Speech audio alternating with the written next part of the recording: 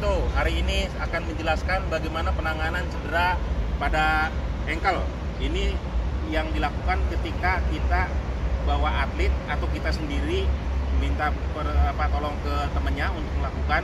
Yang penting teman-teman semua tahu langkah-langkahnya ya ketika kejadian langsung. Kita kan tidak mungkin ketika kejadian di lapangan harus dibawa dulu ke tempat istirahat, ke tempat meja untuk melakukan terapi. Tidak, jadi langsung di lapangan bisa dilakukan. Oke, kita saksikan lanjutannya, silakan Pak Madu. Ya, kita langsung saja dengan Bapak Dr. Dinin Abidin untuk melakukan praktek ya. Posisi telentang Pak.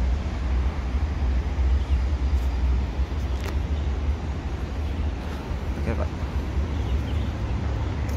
Ya, setiap terapis atau tim measure ya harus menyiapkan cooler boxnya ya, atau kantong plastik, kantong es supaya untuk melakukan teknik rise pada bagian yang cedera.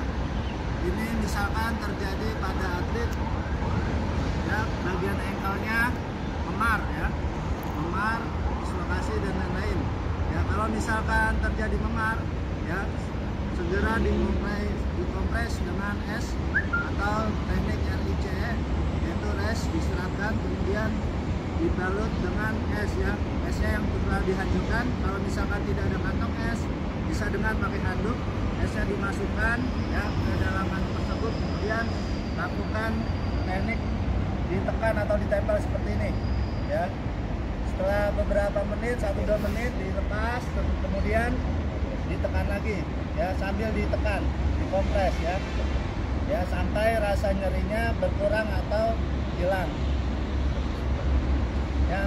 Itu untuk cedera otot. Bagaimana kalau dia atlet tersebut cedera dislokasi atau sendinya geser ya, itu harus ya, ini contoh dari misalkan dislokasi ya, posisi ankle-nya tidak rata, kakinya masuk ke dalam seperti ini ya, harus didislokasi.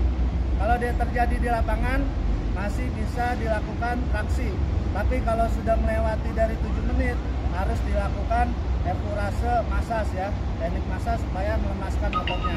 Nah, di sini kita langsung melakukan traksi atau reposisi pada bagian ankle atlet ya, karena terjadi di lapangan.